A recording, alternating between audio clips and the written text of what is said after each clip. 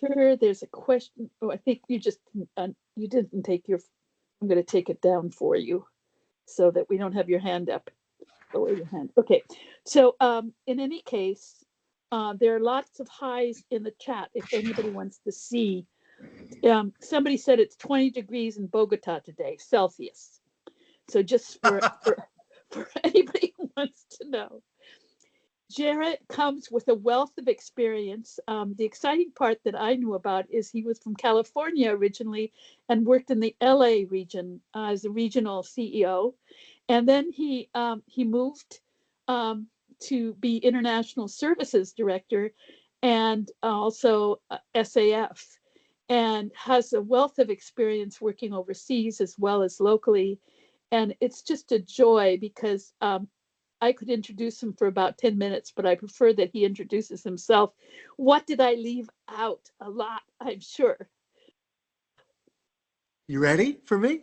All Oh, right. absolutely. Well, Absolutely.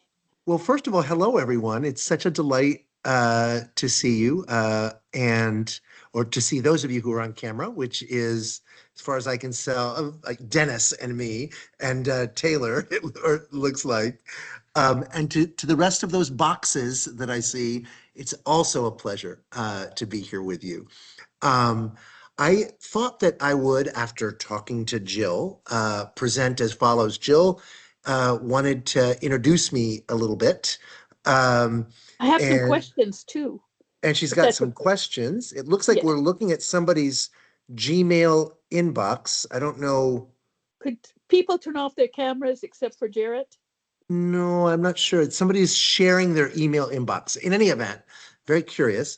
Um, I wanted to How do we get it unpaired? So we'll figure it out. But I'll start Okay. with Jill had a few questions. What I'd like to do after that uh, is give an overview of international services. A lot of folks have asked the question, um, sort of what is ISD? What do you all do? Because in particular, those of you who work in regions, you have some touch points to ISD, or as I've been told, but you have a lot of other stuff that you hear about goes on and don't necessarily know how it all fits in. So I was going to spend probably a good 35 minutes on that. And then we'll save the last half of our time together for any questions that you all might have. If I go long, Jill has been empowered to cut me off the presentation so that we actually have the time for questions. One thing Jill did not say about me is that I'm a recovering politician. Way back, I was a state legislator for about a decade. So I can go on for a while, but I've worked on it. I'm in recovery, and hopefully you will all be kind if I talk a little bit too much on the different slides. I'm going to move through things so that we can get to your question, because to me that's the most kind of fruitful and rich part is the conversations that we can have together. So Jill, why don't you had some questions, a couple questions, and then I'll jump into the presentation. Okay. I always ask this question because I think it's always interesting and people want to know the personal story. So, when you were a teenager, Jarrett, All those years what did ago. you want to be? What did you think you were going to be when you grew up? What did I want to be? This is going to be the strangest answer. I wanted to be a photographer for National Geographic and travel the world, taking cool photographs. Like I used to read, we used to have a subscription to the National Geographic magazine. This is back when they had paper, magazines that would come in the mail. Some of us still may have those. Um, and that was my dream, Jill. I wanted to do that. And then I went to college and life took me in other directions. But the kind of the wonder about the world, and in particular, the wonder about how different cultures work, how people are in the world, has something that I've sort of inhabited me since I was in high school, I guess.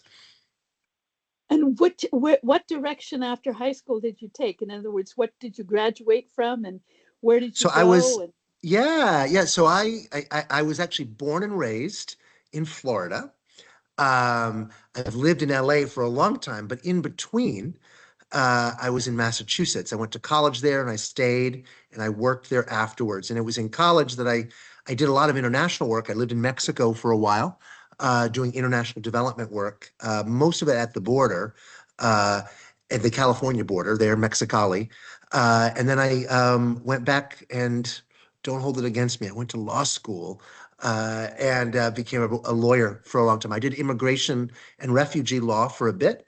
And then I had a broader practice where I did a number of things, but I always did a little bit of refugee and asylum law as part of that. So I've done a lot in that space in my younger years. Uh, then I went to the dark side. As I said, I was in politics for about a decade, um, where I actually was able to do a lot of legislation representing immigrants and refugees in the state of Massachusetts, or the Commonwealth of Massachusetts. I left that. I did a few other things. I was in philanthropy. I was in an advocacy organization for a while. Came to the Red Cross in 2011, first as the regional executive, regional CEO for the Massachusetts region, and then came to LA in 2013 as the regional executive, the CEO of the Los Angeles region. So that was sort of the journey. And that's what brought me here. Whoa, that's a lot. And it sounds like your early days were very marked with immigration border issues, and also the fact that you started off young visiting Mexico and being in a foreign country. So you had your experience started in the foreign country. Yeah, Yeah, it's absolutely. amazing. Absolutely. Along the way, I did a lot of work. My background is my family's from Cuba. And I did a lot of work. We started a group of friends of mine, started a humanitarian organization that brought books and medical equipment to Cuba. So I have a lot of kind of my avocation seems to have been, even though professionally full time I wasn't doing that, it has been. So for me, it's a bit of a lifelong dream to work full time in international services, and I pinch myself every day, You're Jill. I feel living your so lucky. dream. I You're really am. living your dream. I That's really so am. exciting. Yeah. So you bring love and passion to it, which is really exciting. Very much. Yeah. Sometimes too much passion. Don't be afraid to reel me back in. Not at all. Not at all. And if you wanted to start talking about your slides, you're very welcome. And if you have difficulty with your slides, Allison Bittinger is here and she'll help you with technological support. All right. Well, I'm gonna thank you, Allison. I'm gonna try doing this since I need to keep growing in the technology space. So I'm gonna try this here. Let's see if I can't if you can tell me whether or not you can see this deck. Yes. All Yes. right, We I'm see gonna the go to slides on the slideshow. side though. But we Yep, see I'm the gonna go to slides on the slideshow. side. Is there some way you can just make it No, no, slideshow? I'm doing that right now. How about that? Perfect. Perfect. Perfect. All right, hello everyone. I'm gonna get started here. As I had said before, what Jill and I talked about was my giving an overview of international services at the American Red Cross. And I'm going to get into that. I thought I would kind of jump through. Um, if I can figure out how to make the slides go down. Do you see the cover slide still, or? We still see the cover slide. Hmm, how about that? How about now? Perfect. Perfect. Perfect. Yeah. All righty. So I'm going to just, this is a little bit of the outline of the presentation. A lot of different things within international services. These are the ideas that I'm going to cover. I'm going to talk about how we engage in international disaster response, a lot of our proactive readiness initiatives, which includes our climate adaptation work. Uh, talk a little bit about the Measles and Rubella Partnership, our in-country support, the two divisions we have, one in Latin America, the other in Asia and Pacific, and our 16 priority countries. Um, and then the work we do in movement transformation. And then I'm going to finish with just a quick nod. I know a lot of you work in the region's SAFIS US teams. So I want to talk a little bit about that work and how it interfaces with International Services Department.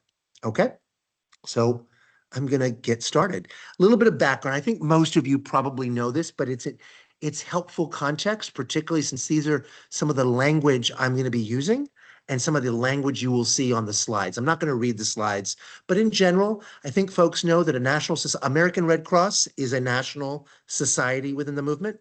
There are 191 national societies within the movement. There were 192 last year, but we lost Nicaragua's national society. Um, there, those national societies come together. We are sort of part of the International Federation. We all pay dues, and we get capacity building and investments from the International Federation. I'll talk a little bit more about the International Federation of the Red Cross. They sometimes refer to that as the IFRC. So just know that or just the Federation. And then separately, there's the International Committee of the Red Cross. And for those of you that do RFL or International Humanitarian Law, which is quite a few of you, you hear about the ICRC, although we don't do a lot other than that. We don't do a lot with the ICRC on a daily basis. It's mostly the connection to national societies or the ICRC presence in other countries when we're doing RFL work. So a little bit of background. I'm going to keep going. The big area that we do that most people know about in times of crisis is the response work. And what I really want to know is I think it's really important folks understand we don't just come in and say, hey, Japan, or hey, Vanuatu, you just had a natural disaster. We're going to help you. All of this is coordinated by the IFRC for the most part. So the first thing that has to happen after a disaster is the National Society, basically, as they begin to respond and assess what they need, is they will go to the International Federation and make an appeal, or work with the Federation to put an appeal out. After that appeal goes out, we can donate dollars, raise money, or alternatively, other support, like deploy specialists to the disaster.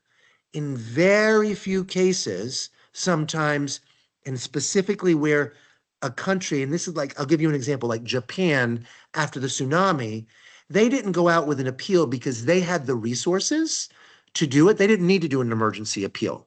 But because of the strong relationship we have with Japan's National Society, we wanted to raise some money. So we had a bilateral relationship, a direct relationship, in spite of the fact that there wasn't an emergency appeal. So that's why you see those arrows. Sometimes we go straight to the country, and sometimes we go through an emergency appeal. It's a little example of one of those responses. Last year, you all remember the Brazil floods. We sent money and we sent staff, 3 folks deployed, or 4 people from the American Red Cross deployed from our international services roster to support that. Second big area after response is readiness. This is a big department within international services. It works very closely with the IFRC and directly with a number of national societies. Now, you'll hear me talk a little bit later about our work in the divisions, the 2 divisions in our priority countries. A lot of our work in priority countries is readiness work. And I'll talk more tactically about how that happens when I talk about the priority countries. But for now, just note that the experts, the subject matter experts that are doing that live in the readiness team. The readiness team also works directly with the movement, with the IFRC and other national societies who are leading national societies in different areas.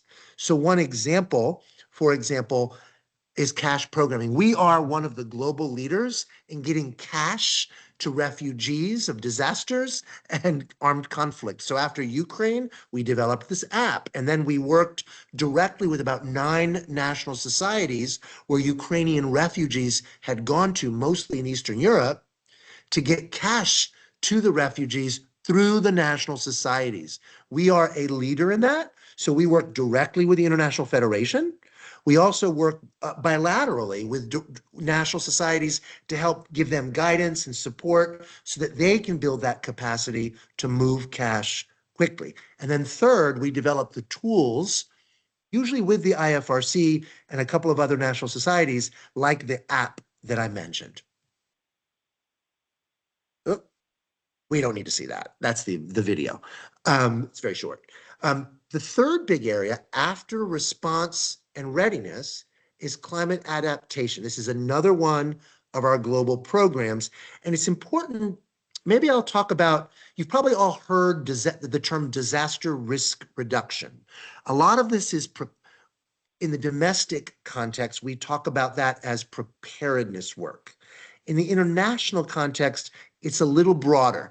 We don't often do in the domestic context mitigation. Say, for example, you're in a village in Bangladesh, there's a river that always floods, you can build a levee that stops a substantial amount of that flooding. That's called mitigation. Here we would call that an adaptation strategy.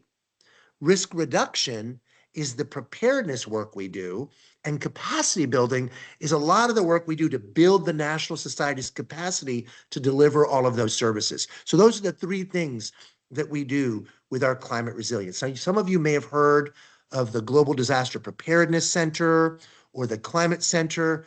Those we would consider readiness programs. They support climate resilience through adaptation, but they're a readiness program. All of this adds up to the kind of the way in which we lean in with our expertise to build more resilient national societies able to support climate adaptation in the countries where they work. This is an example, a really great example of how we do the climate adaptation work. In our priority countries, our 16 priority countries, this is the journey. We help them develop a climate risk assessment nationally. So that's through the national society working with the government to do the assessment. And then you can see that's just the first step in a multi-pronged process that ultimately leads to the implementation of locally led adaptation and climate action strategies. Now, if you're not reading this, I'm going through this fast. I'm going to share the deck with Jill. She's going to share it with all the people who participated. But I just mostly want you to get a big sense of the overview. Again, I said not reading the slides, but to give you a sense of the breadth. Measles and rubella. This is one of the things closest to my heart as a public health person. This is a partnership that we have with the CDC, with the UN Foundation, with UNICEF, Bill and Melinda Gates, Gavi, World Health Organization. The goal is to make sure no child dies of measles or is born with congenital rubella syndrome. How do we do that? We work by investing through national societies and national public health departments in training volunteers, in doing measles and rubella education, as well as delivery. So we don't deliver the actual vaccines. We do the education so that when the countries themselves come with the vaccines, people know what to expect and accept the vaccines for their children. And the goal is to get 90% vaccination coverage. We know that with the education, vaccine take-up rates are much higher than without the education. That's our sweet spot. That's our value add. And we do a really great job. Most of our work, 95% of our work is in the African continent, although we've done a little bit in Asia as well. On a typical year, we do about 2.5 million people are getting vaccinated through our work with national public health departments. Okay, I'm going to move to the divisions. I'd mentioned earlier, we have Latin America and we have Asia Pacific. You can see the different countries. Our headquarters for Asia Pacific is in Bangkok, even though Thailand isn't a priority country. It's in Bangkok because that's where all the NGOs in Asia tend to have their headquarters. So it's like, it's where people go to get business done. It's the same in Latin America is why we're in Panama, even though the country of Panama is not a national society partner, not a priority country. We are in a number of countries. The ones that are listed in red are climate countries. And that's with a big focus, the work we're doing in that climate adaptation work that I described. If you're not a climate country, we do the climate adaptation work, and we also do a lot of national society capacity building. So the difference, just to give you a sense, the country level work that we are doing, and I want to spend a second on this. We are not, as the American Red Cross, going into, say, Bangladesh and working directly with the Bangladeshi government and with Bangladeshi partners in implementing. We work through the Bangladeshi Red Crescent. That's the model in the movement. We are what would, in Bangladesh, we would be referred to as a partner national society. And there's over a dozen partner national societies from all around the world working with the Bangladeshi Red Crescent to build their capacity and through them deliver the services in Bangladesh. The kinds of things we do, we help the Bangladeshi Red Crescent do more and more frequent disaster preparedness education work, disaster risk reduction activities, some of the climate adaptation. We also do, because this is many countries that are priority countries want this, they want support in doing their own fundraising work, and we support that. For those of you that have heard of the Global Teaming Initiative, and we have 3 domestic Red Cross regions that are wrapping up their work right now: Puerto Rico, Connecticut, Rhode Island, and I believe Nebraska, Iowa, have all been partnered. They're wrapping up their work. I think Indonesia was with Nebraska, Iowa. Connecticut was doing El Salvador, and Puerto Rico was Guatemala. All of that work, a lot of that was focused on fundraising, donor engagement, and communications work. At the division level is the direct coordination back with the IFRC, and in most cases back with our International Services Department. Also, very interestingly, this was a big light bulb for me, we work with our government, organizations, U.S. government agencies like USAID, Bureau of Humanitarian Assistance, oftentimes work through us to program dollars into these countries via their national societies. So they'll work with us, we'll hold the grant, we'll program the grant through, say, the Bangladeshi Red Crescent for programming in Bangladesh. And that's a very common way of those services getting delivered. So one example of this, we have a great partnership in Guatemala. Their focus is in high-risk disaster areas. So it's not the entire country. It's in high-risk areas to do preparedness capacity building in targeted communities. In particular, a lot of targeted communities where indigenous languages are spoken and which are a little bit more remote from the big cities in Guatemala. A lot of the risks there, landslides, earthquakes, wildfires, these are all things that, well, coming from LA, I'm very familiar with, but that we are programming for parts of the country where they're very high risk. So, oops, sorry about that. So I want to move on to the last major area of international services, and this is our movement transformation team. Carlo is on the call. So Carlo, I'm going to invite you, if I miss anything, to jump in. But essentially, what we do in movement transformation is, I would say, 2 things. The first is we represent the American Red Cross interests globally. What are those interests? Well, I mentioned earlier that we care a lot about cash programs and improving the capacity of other national societies to have high-level, high-performing cash delivery programs, whether to their own populace or refugees in their country. So there's a part of that where we are programming directly, our readiness team is working with readiness experts at the IFRC, but there's another part of it, which is making sure that the IFRC is prioritizing cash as a priority to dedicating them. That's how come they have staff to do that work. That prioritization with Jagan and the leaders of the IFRC, that's the work of our movement transformation team. We leverage folks like this guy here, Cliff Holtz, to make sure that we are getting our priorities, things that we've identified, and that we're also supporting our priority countries. This photo with Cliff is with the leadership of the Indonesian Red Cross Society. And that's another way. We lift up the voices of a lot of our priority country partners. A lot of our work, for example, in the Pacific, with climate change and rising sea levels, super important. But the Palau Red Cross, there's only 11,000 people living in Palau, the whole country. Their voice might not be as resonant at the IFRC, without our partnership. We see it as part of our work to lift up their voices as well. The other thing that we do in movement transformation is really take on specific initiatives that are going to make the movement and the National Society members stronger. So I'll pick one example on this big list here, IFRC certification. I'm going to totally nerd out for a second, but super important. A lot of national societies, the way they have historically operated, they haven't necessarily valued the importance of things like donor stewardship with good transparency around how dollars are spent, good accounting that they can share transparently.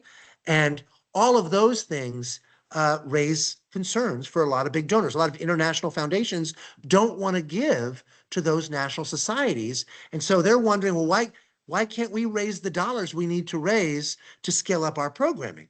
So we are working at the American Red Cross with the IFRC to build out an IFRC certification program that allows this IFRC to work with those national societies to improve their audit capacity, their financial controls, all of those things.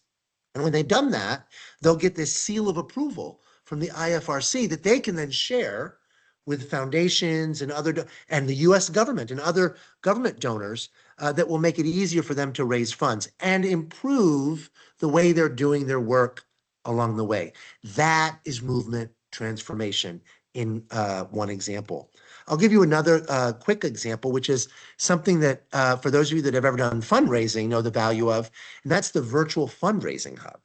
Super interesting work. A lot of times the IFRC or the ICRC want to raise money in a particular country. That national society, maybe they don't have the same capacity to raise funds. They're not happy that the ICRC is in there. That creates a little bit of tension. We want to avoid that sort of thing. We also want to make sure that those national societies have the resources to grow that kind of local capacity to hit their goals and grow and professionalize. All of this is something that's been going on for about 5 years now through the virtual fundraising hub. We are supporting this financially and with our time and resources. We have fundraisers at the Red Cross who support this. We have our movement transformation team also supporting this. So the last thing I want to just talk about is the work that a lot of you all do. So you all are in a department, right? The folks of you that work in regions or in divisions, I want to recognize, I know Roberta said she was in a division. So we have work at the division level, we have work at the regional level. This work lives within the SAF ISUS team. And there's two kinds of work. I know that you guys know this already, but I want you to see how this situates. Restoring family links and IHL is the work you do. It lives in the division. It doesn't live with an ISD. These are field functions of the American Red Cross.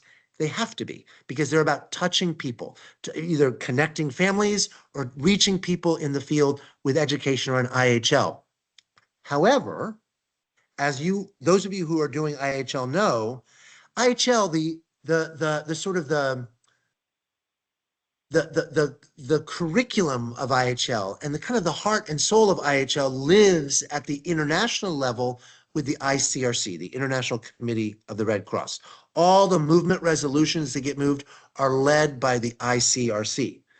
And so because movement transformation kind of is our interface with the ICRC, we will often work with the folks in IHL, and they live at the IHL team at NHQ is part of the General Counsel's office, the Office of General Counsel.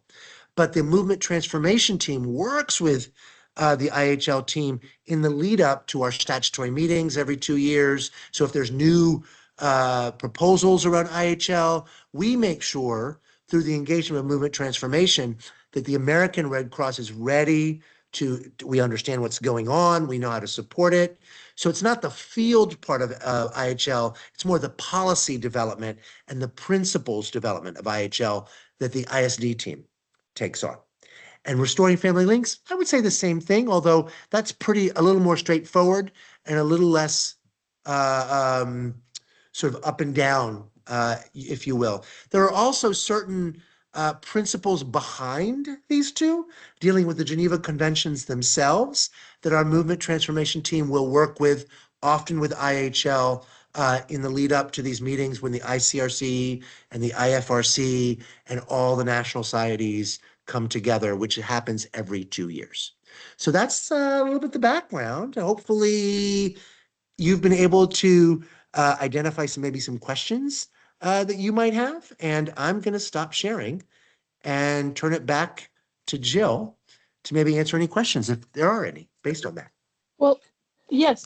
First of all, does anybody have any questions? Because I have a few for you. Because I even learned something, and I've been doing this forever. Okay, there is a question in the chat. Let's see. Query on the slide entitled Climate Adaptation, Strengthening Climate Resilience Through Adaptation. When you are doing risk reduction and capacity building work in priority countries, are there challenges faced? Understandably, the limited staff and full-time employed available as a nonprofit setting like SAF and ISD may likely get overburdened sometimes. Perhaps Yeah. question mark, question mark. I'd love to engage that, but what I'd love to also encourage, if folks are comfortable with this, it seems a little stilted to read, in this case, Renuka Coelho's comment in the chat. Renuka, feel free to come off mute and ask. Like, we don't need to depend on the chat. It's a little more community building to hear from folks directly and maybe even see people if they want to come on camera. I love it. I love it. Thank you, Jarrett. I'm gonna answer this question, Renuka, but because you put it in the chat as opposed to asking it, you don't have a follow-up question. So if I don't answer it, I've coasted by and there's nothing you can do. Let me see. There's absolutely challenges with this work. I will frame for you one of the biggest challenges, and I'm going to answer at a 30,000 foot level, then I'll get a little more tactical. If you can imagine the work that we do through a national society in one of our priority countries, we are not the only partner national society that they are working with. I'm going to use, let's say, the example of Indonesia.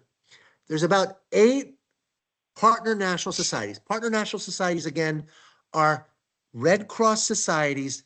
They tend to be in either Western Europe, or maybe the US and Canada, Australia, Japan, Korea. Those tend to be the type of national societies that are sending money or staff or both to a national society. Now, with that, where you recognize some of the challenges that the national society has in terms of staffing, now imagine that the American Red Cross is working with you on disaster risk reduction, but the Australian Red Cross with you is working on governance reform with your board. And the Japanese Red Cross and the Spanish Red Cross want to talk to you about water and sewer stuff, what they call WASH. And then you've got 10 different national societies that are doing 10 different things. It can feel like your national society is getting pulled in a lot of different directions. This is one of the reasons, Renuka, that we have a priority for what's called it's called the way of work. It was called the new way of work, and then it wasn't so new anymore. So they stopped saying it was new, and now it's called the way of work. And what that's really about is around recognizing the host country under our primacy rules. They really need to feel empowered to set the agenda in their country. And if it doesn't work for them, what you want to do, then you shouldn't really have a partnership. And then second, that they're really pulling the other those partner national sides together to make sure everything is happening in a coordinated fashion. So, for example, if there's reporting requirements that are put on that host society, maybe the partner societies can all get together so we have common reporting requirements, so it makes it a little easier for the host country. So those are all things which are a challenge. And it's not just in the risk reduction and capacity building space. It's in all parts of the work. So I see a hand is up, and it's Adriana Pretzman. Adriana, you want to come off mute? Um, yes, thank you. Good night. Yes, I was working with Colombian Red Cross for many years. It's another sample, and you mentioned on the slide, there are many national societies working with Colombian Red Cross. So, but we all partners, and not just that, because Colombia happens that are many different problems. It was when I was there, I was very busy because it was a conflict, army conflict, and then it was many natural disasters. So it was, we need help. We used to help. Uh, we have help from different national societies like Norwegian, like Japan. I don't remember exactly how many Red Cross, but yeah, American Red Cross. So all work together and help to pass all the bad times. It's hard. It's hard for them, right? Yes, And I'll give it's you another busy. example, Adriana. Let me even make it harder. I want so if you're in Bogota and you're the Secretary General of the Colombian Red Cross, Cruz Roja Colombiana, um, it's on top of that. You have, I'll use the example of the United States. You have the Bureau of Humanitarian Assistance that wants to help Colombia in part by supporting some of these climate efforts of the Colombian Red Cross. But but like any government agency, they've got deadlines, they've got bureaucracy. So it's not just us. When we program dollars from the government, it's also the government's bureaucracy that now the Colombian Red Cross needs to figure out and comply with. And they have to because that's where the funding is, but it's another layer. So part of what we try to do is demystify how to work with our own government if you're one of those priority Red Cross societies in the 16 countries that we do the work in. So it's two layers of bureaucracy that we're hoping to simplify for them, but it's not easy. So thank you for saying that, Adriana. And always has to be working with your with our principals, and always we teach all always be, because we have to get the authority and manage all very clean and be neutral. So that's why I, just want to say that. Thank you. Thank you, Adriana. Any other questions? I don't see any hands up. Guys, we've got a whole 45 minutes here. Dennis, thank you for saving me. What do you got? Okay, You're on let mute. me unmute. There Okay, you let go. me unmute. Can you hear me now? Now I can. Yes. Okay. So right now in Kyiv, we're having Hey, air Dennis, where are alert. you at? It, What region? I am in the capital of Ukraine. I'm sitting right now. It's and we're in an increased air threat. So it's every night. I mean, it's so common that around 0200, the Russians always wake everyone up. And unfortunately, shortly we'll be in the third year of the full-scale invasion. So my question, and it did my heart good to see the mention of the country of Ukraine in your first slide. Um, so the Ukrainian Red Cross, I told them that I was going to attend this meeting. I am an American Red Cross nurse. Back in March of 2022, I asked permission from headquarters, Washington, D.C., from Health Services to travel here, not asking for funding, but on my own dime. But I told them that I will be in country in order to do health services. I registered with the Ministry of Health and ended up learning the language through 3 years. But my big question, and for the sake of my compatriots, because I have been accepted into the Ukrainian Red Cross, is the assistance that the Ukrainian Red Cross can get for operating costs and things like fuel, food, etc., to deal with essentially what's become a 3-year disaster action team war. Yes. So let And me see if I can tell you what we've done and what we're currently doing. And what I'm sharing here, I had the opportunity to meet with the leadership of the Ukrainian Red Cross a couple of times during the statutory meetings in October. So this is something they likely already know. But I'll share with you, Dennis, and also everybody else, because people may not have the context. So our international services team had essentially it was about a 24 to 30 month response, and sort of continuous response, led by a great guy named Rob. A lot of that response was with and on behalf of Ukrainian refugees who left Ukraine, and our work was supporting, this is the bulk of our work, Ukrainian refugees in about 8 national societies, largely in Eastern Europe. That was the cash program that you heard me mention at the beginning, Dennis, but not just the cash program, a lot of capacity building work in those countries. We did separate from that, we programmed tens of millions of dollars into Ukraine, supporting a lot of different relief operations, the ICRC's work, World Central Kitchen, a number of others. That has now for us, because the money we raised, we've used it all, we've programmed it in. Because of that, we've ended that part of our work. And that gentleman, Rob, who I mentioned, has wrapped up the response at the end of December.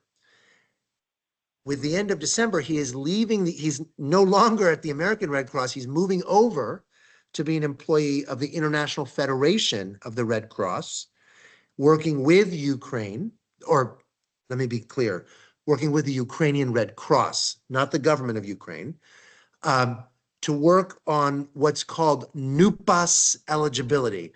Carlo, you're going to have to remind me what NUPAS stands for, but essentially it's working with the Ukrainian Red Cross so that they meet all the eligibility requirements to get assistance from U.S. State Department grant programs, for them to be able to apply directly as opposed to via us. And this is not unique to the Ukrainian Red Cross. We have done this with a few other societies, most recently the Vietnamese Red Cross. But there's obviously a bit of urgency with Ukraine, right? And so this is a definitely. special one-time thing. So we're sort of speeding it up to try to get it done over the next 4 to 6 months. And Rob, who was running our Red Cross program, is now working full-time for the next 6 months to try to get this NUPAS eligibility for the Ukrainian Red Cross. After that, hopefully they will be eligible. Whether or not our incoming administration will be supportive of that, we can't say. What we can do is our part in preparing the groundwork for them to be able to accept funds. So, okay.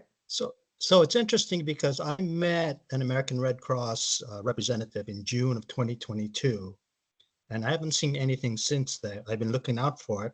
I met the Danish Red Cross here, who were funded by the American Red Cross. But aside from that, and aside from meeting Jose Andre with World Central Kitchen, the other monies you talk about, I and my colleagues have not seen that. Now, I spent time with the Polish Red Cross too, before So coming all in of those folks were programmed dollars. We do not, however, have staff, American Red Cross staff in Ukraine. And there was a decision, and this predates me, Dennis, the decision for safety reasons. We do not have staff based in Ukraine. We do have staff, or did have staff until we wrapped up the program. I think they were based in Budapest, but they worked in many of those countries supporting Ukrainian refugees. The in-country work was through third parties that we made grants to, and I don't know the exact sum. I think it was on the order of about $200 million of dollars that we programmed. Maybe it was like 170 million that we programmed in country. So, okay. So If it's talking okay, Dennis, I about want to make sure other people may have questions, maybe one more, if you have one more What I'd like follow-up, to do is and then we'll move talk it. to you at a future date, okay, about this. I'd be happy to connect you. I think maybe Rob would be the best person to talk to. If you have very specific questions, he's working full time on this, and he's working with your colleagues at the Ukrainian Red Crescent. So it's probably Ukrainian Red Cross, probably better to talk to him, much more responsive. So if you want to shoot me an email, I can probably connect you to Rob, and we can make that happen. Or maybe you send it to me and Carlo, and between us, we'll make that happen. Okay? Okay, thank you. And we'll go to Cheryl Schmidt next.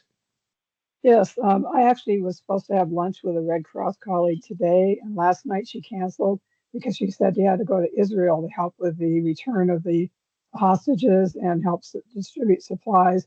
Is that something that we do commonly, where suddenly show up in a country that needs help, or is that something they've been doing for a while, like with Israel? Well, I don't think that would be, is this person at the American Red Cross? She is the assistant to the CEO of the American Red Cross in Washington. She's a nurse, but she went over there, I think, because of the return of the 3 women hostages that they just did. She's doing that then not Maybe as a as, volunteer, maybe not representing. she might be doing that as a volunteer separate, either through a separate, we are not sending folks right Oh, now okay.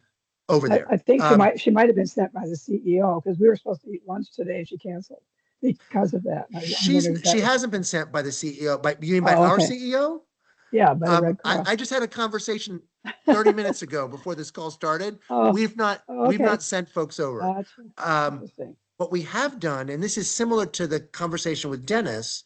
So remember, the American Red Cross, the way we do most of our international work is we program dollars to programming in country. That is often to the national society of that country. Now, in Israel and Gaza, it's a little different. There are 2 national societies, which has created some interesting issues under the unity principles of our movement. There's the Palestinian Red Crescent and the Magen David Adom, which is the Israeli Red Cross. And so we have programmed dollars to both of those. We also, because remember that movement component slide I showed, there's the ICRC and the IFRC. We have in Israel and Gaza, we've also programmed money to IFRC and ICRC. In that about 10, I think it was 10 million to the ICRC, 10 million to the IFRC, and then for some very specific medical needs, PRCS and MDA, Magen David Adom. So she may have volunteered on her own through. She may be working through one of those movement components. Okay. She's not moving, or maybe she told you she was moving through us and she just wanted to cancel No. lunch. I don't know. But if she was telling you she was with the American Red Cross, I'd like to talk to her, because that's not my understanding. We have not sent staff to Israel. In fact, right now we have a prohibition on travel due to safety to Israel and the occupied territories. So unless she got a special exception, but I'm the person that grants the special exceptions, and I haven't heard of anybody wanting that special exception. Okay, So unless maybe she went with another organization. Maybe, exactly, that's Americans totally First possible. or something. Yeah. Totally Okay. possible. The ICRC is doing a lot of that work with the hostages, and so it might be that it's through that. Okay. Yeah. Okay. Thanks. Thanks, Cheryl. Let me know what you find out. Shoot me an email. I'm super curious about this now. So, Jill. Yeah, I'll try to find out. Yeah, I was just going to share a couple of minutes, having been an ICRC and an IFRC delegate. What I do know is we even have done hostage, as ICRC has done hostage negotiation. If you notice on the news, you'll see the Palestinian Red Crescent picking up the hostages, the Palestinians, and bringing them back home. And you also see the ICRC a bus, as well as cars, bringing in the 3 hostages that were from Israel. And that's something we do not just in Israel and Palestine, but we do it all over the world when it happens. We've even done hostage negotiation in Colombia. Thank you, I'm Jill. going to shut up now. You don't need to shut up, but nobody's asking other questions. So does that mean I put you all to sleep? Stephanie. Hey, Jarrett, thank you so much for this. This is awesome. Really grateful. I had a quick question. I'm sure I'm not the only person who's learned stuff from your presentation today. And I know at the Red Cross, we can sometimes really get fully involved in our own lines of service and business. And I volunteer in IHL, really happy to do that, love it. But I'm curious from your perspective, what for other Red Crossers who aren't in international services, how can we better support your work, the work that you lead? What would you like us to do if we had a couple extra hours a month or a week? Stephanie. You've been waiting for this one. All right, so I'm gonna just say this. I think Carlo may be the only other ISD team member on the call. So Carlo, I don't want this to curl your hair, but you already know this, so this shouldn't surprise you. Stephanie, one of my biggest surprises in starting this job, right? Remember, I worked for 10 years in a Red Cross, two different Red Cross regions, right? Massachusetts and then Los Angeles, where we used volunteers for everything. There isn't as much, with the exception of the international roster, right, for disaster deployments, there is not the same culture of volunteering historically within ISD. Now, Mary Ghosh just raised her hand, so maybe I said something wrong. I'm going to say this, Mary, and then I'll let you, if I said something wrong, you can correct me. My experience, Stephanie, is we could do a lot better in ISD to create a culture of volunteerism, which is to say, thinking about, gosh, we can engage volunteers in support of a lot of this work. And we are moving in that direction. And I think you'll hear more about that in the coming 6 to 12 months. I've been here 6 months, so I'm hopefully not going to explode people's heads too much. But that is very much one of the values I bring because I come from a region, and I'd really love to see more volunteers given opportunities to support and engage in this really exciting work that's happening. Again, I want to acknowledge the international, the roster, right? Super, super important. But that shouldn't be the sum total, right? In my mind. Now, having said that, I will note that there are quite a few people who've come over from other parts of the Red Cross who have brought that volunteerism with them. Carlo, who's on the call, has, I think, 2 or 3 volunteer partners who were deeply engaged in supporting his work around preparing for the statutory meetings. So I don't want to paint a broad brush here, but I think a fair assessment of ISD is that we could do better in creating more of those opportunities. All right, Mary, you can reel me in if I said something wrong. No, absolutely Wait, not. you guys don't know who Mary is. Can I introduce Mary? Mary is the diva of immunization globally.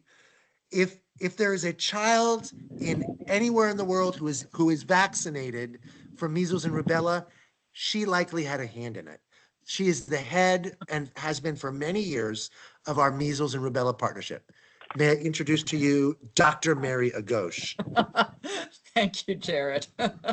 Okay, was I wrong or what? Volunteers? No. I just got enthusiastic, if you will. We have in the measles and rubella partnership opportunities, and I'm seeing Jill online and other people who've been involved in the Vaccinate a Village initiative we have, where people can volunteer locally. It's happened a lot at schools to get the youth engaged locally to volunteer their time, because it's $1 to vaccinate a child against measles, and that's the vaccine and the needle and syringe, and taking it all the way to rural whatever country it is in Africa or Asia. So would love to, and Jill and others may want to talk about that because they've done fantastic work. So I just wanted to share an opportunity.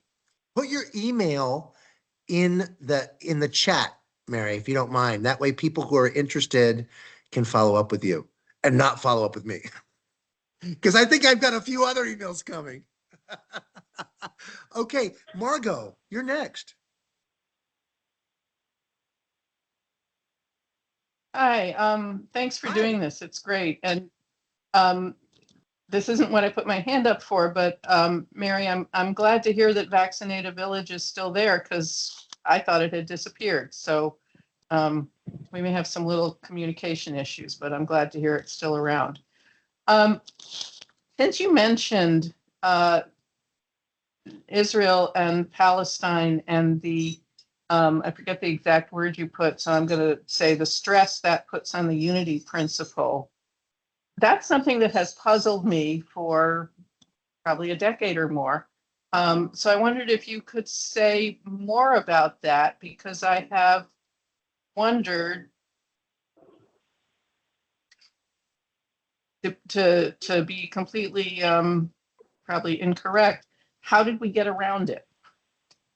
Get around The unity principle in recognizing both national societies.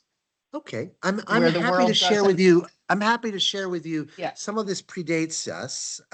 Some of this goes back a long time, but essentially, I believe it was in Carlo. You may have the date, so feel free to correct me in the chat. I believe it was either in 2004 or 2006 that there was a deal that was made to admit Magen David Adom and PRCS, the Palestinian Red Crescent Society, jointly into the Red Cross movement with their own societies and as members of the IFRC. So the deal, and the deal was they would recognize the 1967 borders, right? So you have for the occupied territories, and I know that I'm not using political term, I'm using the term that the UN uses, which we in the movement adopt so that they're not considered political, right? That's why I use the language. So in the occupied territories, so the West Bank, the Golan Heights, and Gaza, the PRCS is the Red Cross Society. In the rest, in Israel, I'll say Israel proper, right, based on those boundaries, Magen David Adom has jurisdiction. So under the unity principle, there is a division. Now, and you're probably about to ask this, Margot, you're like, that's nice, but in practice, like, there are a lot of Israelis in the illegal settlements on the West Bank, for example. Is PRCS working with them? They don't want to work with PRCS. They want to call Magen David Adom. Well, Magen David Adom can't work in that because of the unity principle, right? So how does that work? It works with a lot of communication and coordination between the two national societies, is the in point of fact. And it's tricky, it's hard. I will say to you that the two national societies work very hard together. They get along really well because they have to, frankly. And for those of you that might be interested, oh my gosh, can I say something that you can't, you're not allowed to share this with anybody else, everyone. But we will be giving the two national societies an award at our national awards ceremony on, what is it, April 3rd or April 4th? Precisely because they have to go out of their way to work so hard together, and they've done such a great job working together. It ain't easy, Margot. It ain't easy, but they're working it, and that's sort of a little bit of the genealogy of kind of the story of how they came into existence and some of the challenges. There is an MOU between them on how to work. They've had challenges. Other national societies in other states at those statutory meetings have thrown I shouldn't say throwing bombs at it. That's in bad flavor, but they've tried to muck up the works a little bit because of the politics between Hamas, Palestinian Authority, and Israel. And the two national societies have worked really hard to not be drawn astray from their primary work, which is really making sure they're taking care of people in need. So Can I that's a just quick say summary. one thing? Can I say one thing, Jarrett? A good example, Margot, is the Palestinian Red Crescent picks up the Israeli wounded, and the Israeli ambulance drivers pick up the injured Palestinians. So they do really work together, boots on the ground. I'm going to share that. And Rebecca, you're Oh, and next. Oh, sorry, thank Margo, you had more? Yeah, no, I just wanted to say thank you. I remember, I couldn't have put a year to it, but I remember when both societies were recognized, and I knew there was an MOU. Somehow I missed the information about how they managed to recognize two societies. So thank you for clarifying that. Oh, happy to. Rebecca. Hi, Jarrett. This question might be more for Mary. I'm not quite sure. I am running the Chicago Marathon for Team Red Cross in October, and I want to focus on my fundraising page, information and like statistics about the Measles and Rubella Partnership, Vaccinated Village. Where would I find that information that I could put on my fundraising page?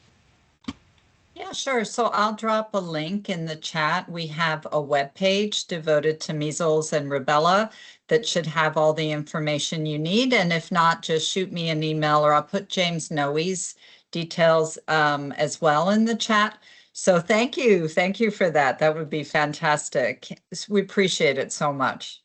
Thank you. I'm excited to run the marathon. It'll be my third try, so third time's the charm. Wow. I have a hard time running a block, so I'm very impressed.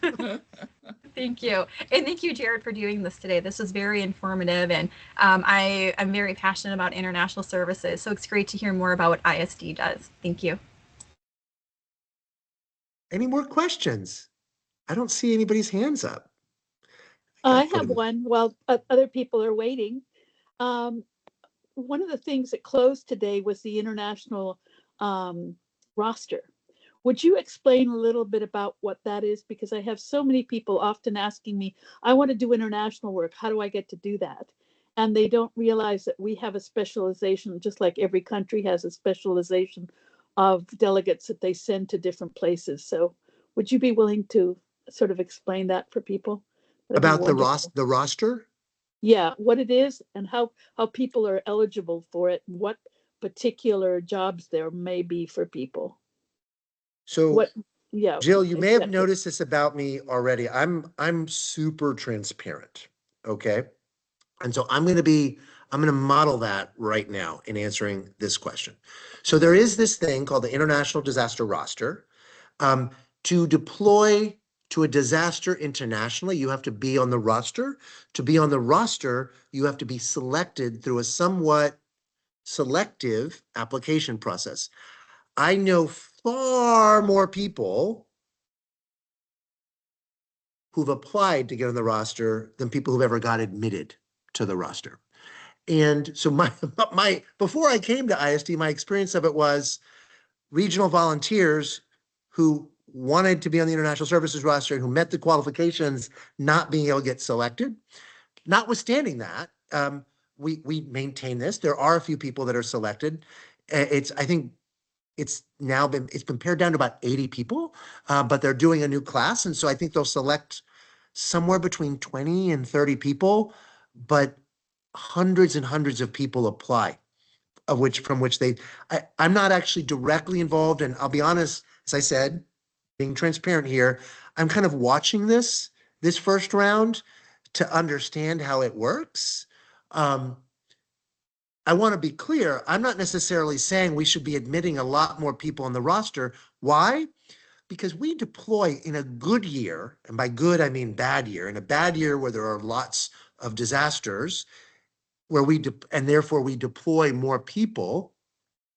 That's probably like 20 people in a good year deploy internationally. So I don't think it makes sense to have a roster that's 1,000 people if it's a fairly narrow window.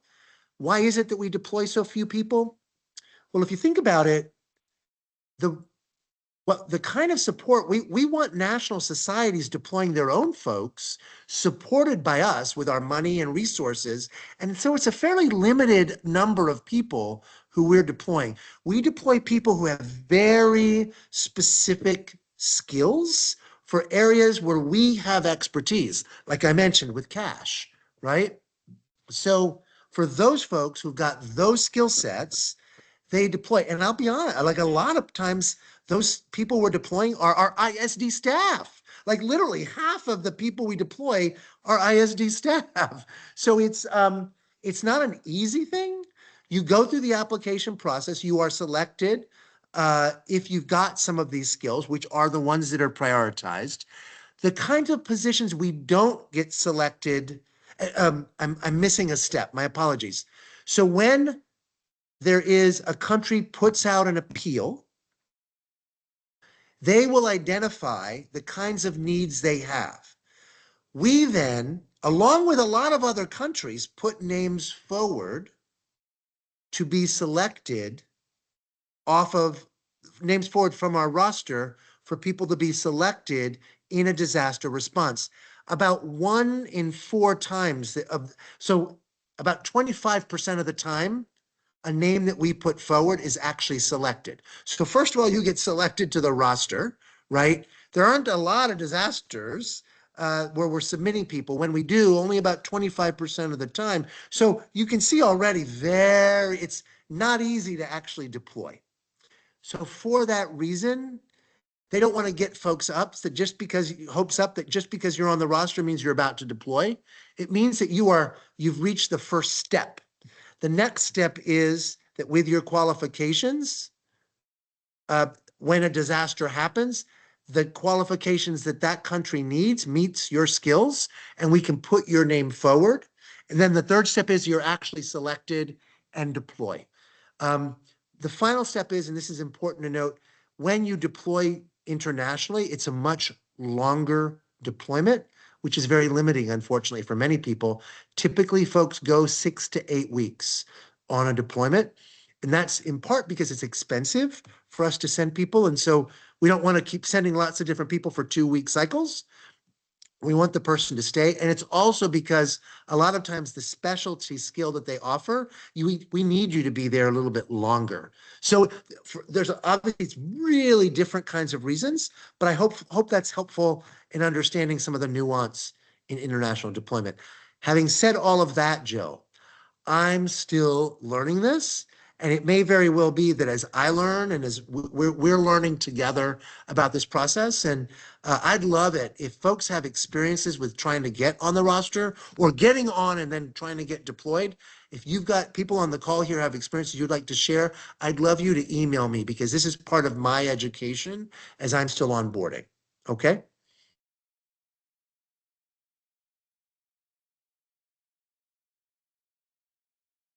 Did I put you all to sleep? No.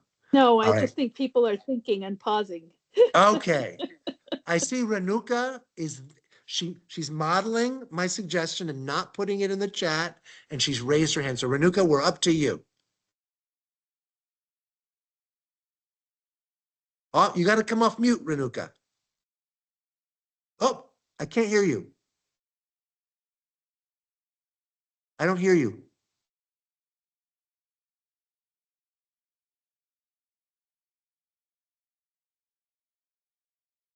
I don't know what it is. No.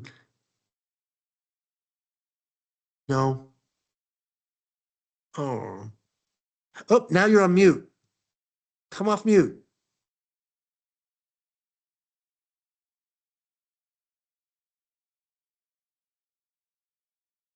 I don't hear you, Renuka. I guess you do need to put it in the chat, Renuka. I'm sorry.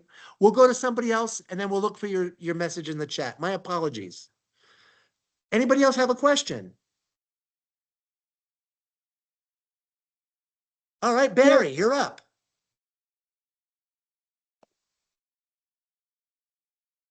You're on mute. No, I'm here now, right? Now we hear you. Yeah. Okay, Jarrett.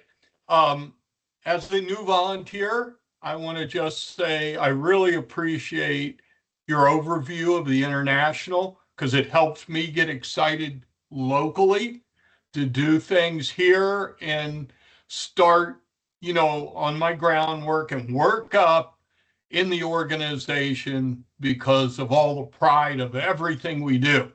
That excites me to no end, especially with my military and background and security and computers, things like that. I have one question.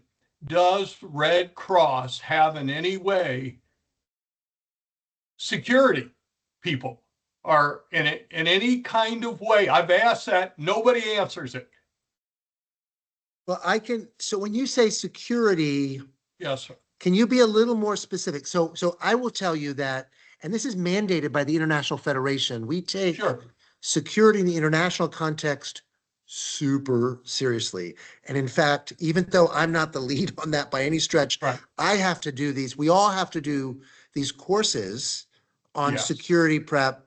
And they're like not short. Like it's about 8 hours total of curriculum that people who aren't directly involved in security have to take. Anybody that travels internationally. Now that's data security. Am I correct? No, I'm not talking data. I'm talking about personal security when traveling. That's what I understood security to mean, not the IT security, which is a whole other kettle of worms. Were you talking IT data security? No, I'm talking about when we physically go somewhere. Do we ever have Red Cross people that protect us in that area? Yes. We have a security director who is our expert, who evaluates every proposed trip for international travel. You have to go through a security review. If it's through a country that's sort of new for us, like recently, I went to the country of Tuvalu, which is in the Pacific. That was the first time, and it wasn't just me, it was about a group of us. That was the first time. So she had to go first and investigate it and kind of put a security profile together and create a set of recommendations for us to follow for that trip. That is her full-time job, security, and any travel, not just for the team. Like if Cliff Holtz were to go or anybody else, that's part of the job. So yeah, that is a very important part operationally of our work. And that's consistent with IFRC policy and all the recommendations that they make as well. How about on-site security at shelters, things like that, where we protect our resources? We would not be doing that sort of work, although we could very well be visiting a disaster response internationally. That would be the local national society. Again, they're also following the guidelines. And actually, I would go so far as to say there are rules that the IFRC puts out, and we in some level would be entrusting ourselves to them, though our security lead would be verifying that that's actually being followed. Okay. Thank you. Thank you very much. Great question. Super interesting, isn't it? I'm fascinated. I got to say, at first I was like, God, these people are crazy about the security everywhere. But you know what? The more I've traveled, I'm like, this is super, super, super important. So thank you. Great question. All right. I see. Is it Jenna or Gianna? Yeah, it's Gina. I'm Gina. While you're speaking, I'm trying to fill out the application for the international roster since it ends tonight, and I didn't even know it ends tonight. And I'm in Volunteers Connections, but I don't see the application form. Oh, lady, I have no idea. You're talking to the wrong person about where to find something on the website. Jill, do you have any idea? Like, I know that a lot of us have been posting about it. I posted on it on my LinkedIn profile. Yeah. If you look at ISD roster, look up international services under mission. It'll say mission, and then it'll say disaster, blood, international in your one source, and go to mission, and under mission will be international services. Go to international services and then put in search engine ISD roster, and that will get you to the correct place, and it will get you even to a person you can email. But it's at 5 o'clock, I believe it shut down today, Eastern time. Is Well, that okay, correct? so okay, so that means I can't even apply today. This is the first time I've heard of it. Well, So it's been announced, but probably this is the first time you've heard about it. What I need you to know is it's if you've had management at a level 3 to 5, you're more likely to be accepted for the training.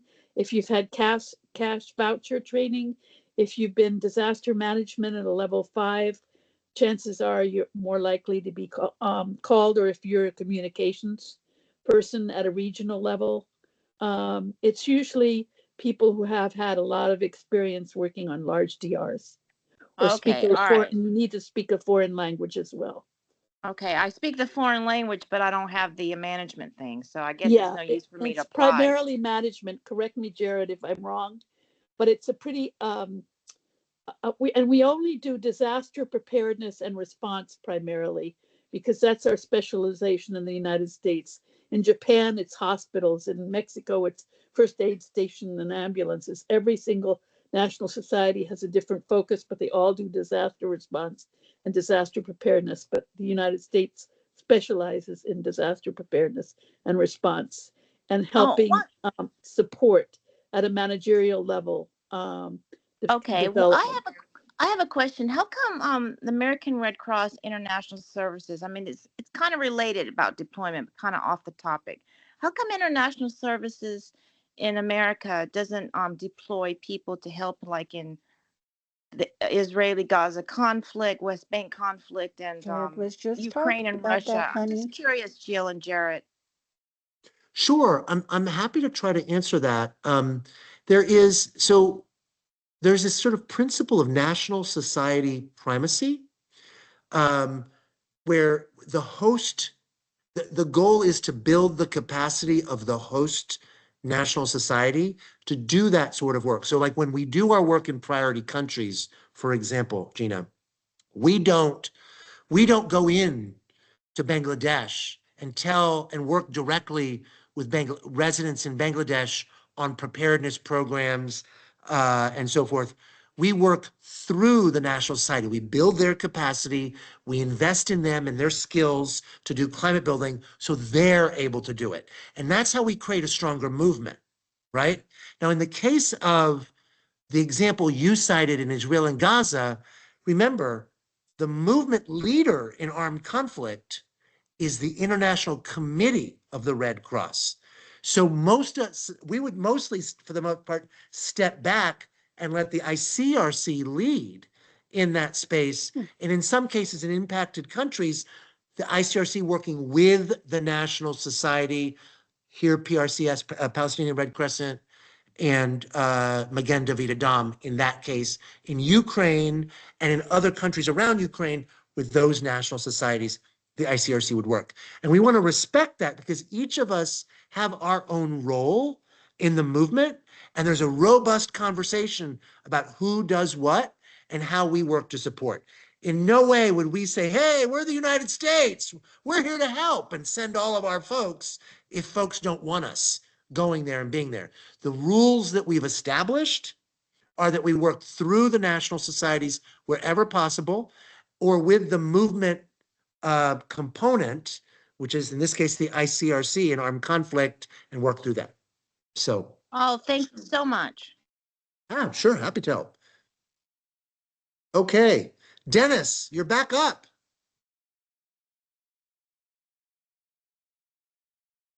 Karen Okay, Dixon can you hear? also had a question. Can you? Sorry. Okay, I want to. This has nothing to do with Ukraine, but has to do with Canada. About 5 years ago, when they had all those massive forest fires up there, they requested assistance from Pacific Division. And as Jarrett said, we always wait for the host nation to ask us rather than going in like, and telling them what to do. So that was the most recent case of a country, Canada, no war, that requested our expertise in disaster response. And if I could actually expand on that, Dennis. So if a country, and it tends to be a middle or an upper income country, does not ask for an emergency appeal, this is referencing one of my earlier slides. You can't go through the IFRC if there's a desire to partner with them. But if there's interest in that country, if they're willing to accept our support directly, that's a bilateral relationship. And I want to mention a little bit about Canada and Mexico. We have, I'll call it a special relationship with Canada and Mexico. It's called the North American Humanitarian Partnership. And our three national societies, literally at once a year, we get together for 3 days. The leadership, the CEO, Cliff and Trevor Wiggin, and I get invited. And we had 3 days of meetings about what we're doing and how we can partner. So it is the case that with Canada and Mexico, we're doing a lot more stuff bilaterally there than would normally be the case. And we share volunteer. The Mexican Red Cross is here in LA right now, supporting the wildfire response. We send people to Canada. We supported the Acapulco hurricane response. So lots of interesting things that I would say are not the normal bilateral stuff. It goes well beyond what you might call the normal bilateral stuff, right? And that's because of this special arrangement we have. That may exist in other parts of the world with other national societies. For us, it's the Cruz Roja Mexicana and the Canadian Red Cross and us in this special relationship. And we have regular meetings and we share a lot of resources. We do a lot of stuff jointly. We like to hang out with each other and all that kind of stuff. So thanks for that, Dennis. I thank you for giving me the opportunity to explain that. Adriana. Yes, just so I think it has to be clarified that there are two things different. Being the roster for international service is one thing, and you need complete certain requirements. And the other thing is participate as a volunteer. We have two principles as a movement: unity. That means that we all states or departments, like say in Colombia, help each other when they have a need, right? If it's something happen in California, Florida can help, or volunteers from all country can help, can support the disaster. Or if universality is about all countries, all national societies help each other. And this is the case when the United States or American Red Cross went to help to Canada, and it happens before Colombian Red Cross help in Haiti, Mexico help many other countries because they specialize people in that knowledge. They have the knowledge to do certain type of work that is needed. So it depends what is the situation. Absolutely. But Adriana, I want people to have there's a bit of gloss on that. There's a qualifier that's super important. The country that is impacted or the national society in the impacted country has to agree to and accept that support. The United States, we just can't say, oh, Colombia had a landslide. We're going to send 30 people down there, Colombia. And Colombia Red Cross is like, why are you sending people to us? We can't do that. It has to be with the agreement and support of the. I know that you understand that, but I want to make sure everybody else understands that. And managed to by the federation, sometimes they are who move their pieces, countries who has a specialist on this thing or that, and they help, they manage how it's going to be the help, who's going to put their resources, who's going to put, or what country going to put the people, etc. But right, the IFRC typically manages that if there's an emergency appeal out. If let me use the example of Japan after the tsunami. They did not do an emergency appeal. They said, we've got the resources, we think, but in a couple of exceptions, like the United States, they said, if you want, because there was a strong desire for people here to give money, just like there is right now in Japan, they're raising money for the Los Angeles wildfires. Those are bilateral relationships, not reliant on the IFRC. And you tend to see those in wealthier countries that don't feel like they need to do an appeal. So the IFRC isn't involved in coordinating what those resources are. In most countries where there is an appeal, you're absolutely right, Adriana. The IFRC is coordinating what resources go where in support of that national society. So thank you. I think